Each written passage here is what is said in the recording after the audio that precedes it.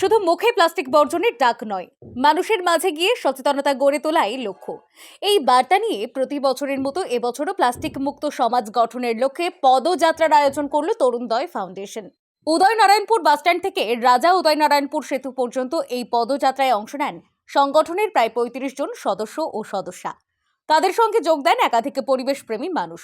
এই কর্মসূচিতে বিশেষ অতিথি হিসাবে উপস্থিত ছিলেন উদয়নারায়ণপুর পঞ্চায়েত সমিতির সহ সভাপতি মাননীয় লক্ষ্মীকান্ত দাস মহাশয়। পদযাত্রার মাধ্যমে সাধারণ মানুষের মধ্যে প্লাস্টিক ব্যবহারের কুফল ও পরিবেশ রক্ষার গুরুত্ব তুলে ধরা হয়।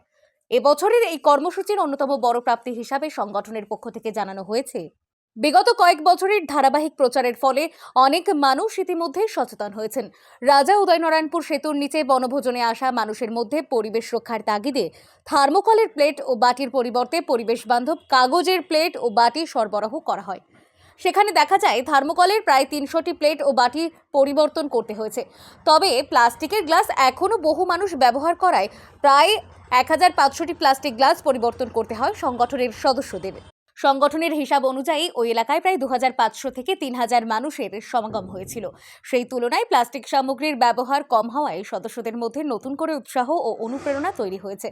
তরুণদয় ফাউন্ডেশনের আশাবাদ, আগামী দিনে সচেতনতা আরও বাড়লে প্লাস্টিকের ব্যবহার উল্লেখযোগ্যভাবে কমবে এবং একদিন সত্যিই গড়ে উঠবে প্লাস্টিক মুক্ত সমাজ।